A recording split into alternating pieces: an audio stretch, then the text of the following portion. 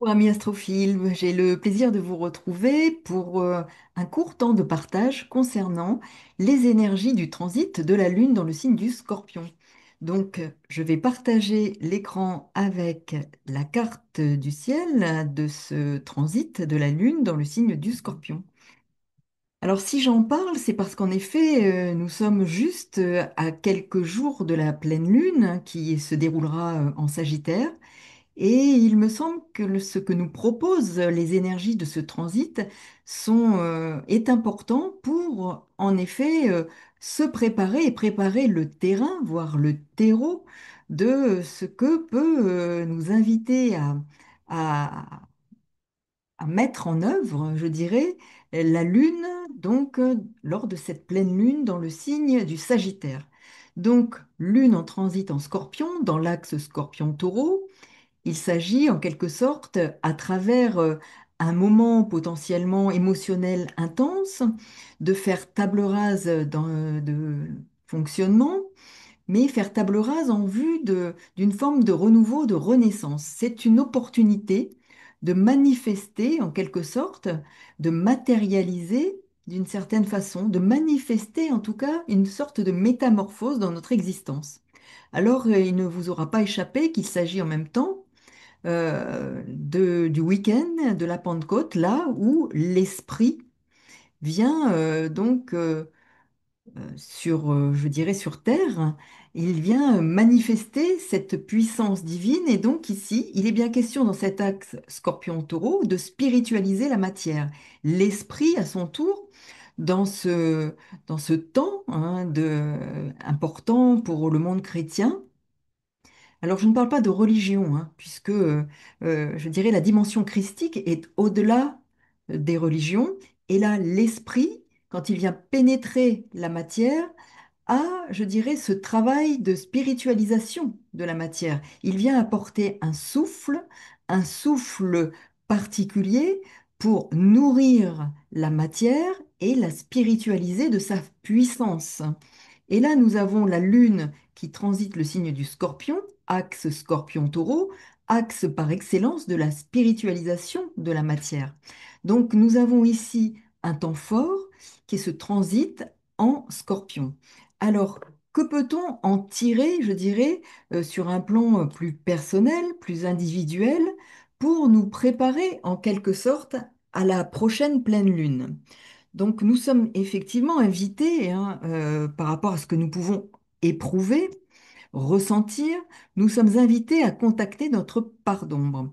Alors si j'emploie le mot éprouver, c'est qu'il peut avoir plusieurs acceptions et nous avons ici l'épreuve, mais c'est aussi faire preuve à travers ce transit et potentiellement à travers des ressentis éprouvants, ils viennent nous mettre au défi d'une métamorphose, de l'expérience d'une transcendance dans nos vies à partir du contact avec notre part d'ombre, nos ombres. Donc il est ici important de comprendre que ce transit peut avoir une fonction de, de transformation importante à partir d'un ressenti profond intérieur qui peut nous bousculer. Alors, comme vous le percevez, vous le voyez là, la Lune est au carré de Pluton au début du transit, et puis à la fin, donc, elle sera dans le 9, donc le 9 juin, puisque ce transit dure 2 jours et demi, elle sera au carré de Mars. Donc, Mars-Pluton, comme vous le savez, sont les deux planètes maîtresses du signe du Scorpion. La Lune se trouve en Scorpion, donc nous voyons bien ici combien la dimension de transmutation, de transformation, d'aller dans nos profondeurs pour y puiser les richesses qui seront le terreau d'une transformation dans notre existence, potentiellement. Alors ce sont des étapes de cette transformation, mais comme vous le savez, la pleine lune arrivant juste après, elle mettra en lumière ce que nous avons pu mettre au travail afin d'y apporter sa touche particulière. Et là, je vous propose d'aller écouter ou réécouter la vidéo que j'ai réalisée concernant la pleine lune, donc en Sagittaire. Donc, c'est une lune qui nous permet d'accéder à la puissance transformatrice qui est en nous. Et ça, c'est important à avoir à l'esprit. Alors, Lune carré Pluton plus transit en Scorpion, il y a une forme de déstabilisation émotionnelle. Les émotions sont intenses. Il y a à la fois profondeur, peur, angoisse à la clé, mais ce sont des opportunités de transformation. Ce n'est qu'un transit en effet de 2 jours et demi, mais il est en quelque sorte préparatoire à la pleine lune qui en Jupiter, en Sagittaire, pardon, sera nécessairement plus jovial et extraverti et pourrait alors, après une forme de purge, hein, d'empreintes mnésiques, de mémoire, en lien avec des schémas révolus, nous permettre d'accéder à une nouvelle voie. Cette lune en Scorpion, plus carré Pluton, est une proposition de renaissance qui s'amorce.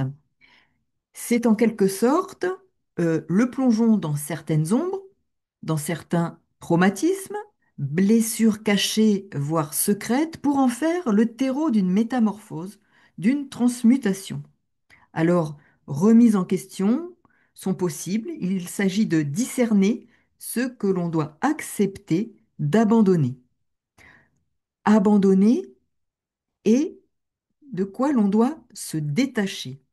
Alors, ces 2 jours et demi peuvent faire ressurgir angoisse, peur, trouble, anxiété, insécurité émotionnelle, mais c'est une opportunité de renaissance si vous parvenez, si nous parvenons à nous saisir de cette ressource, de cette richesse en quelque sorte qui nous est offerte, qui est mise au jour, de ces richesses en effet enfouies, car là et le potentiel transformateur, l'énergie mise au service d'une table rase pour installer le renouveau. Et alors, la pleine lune sera pleine de promesses.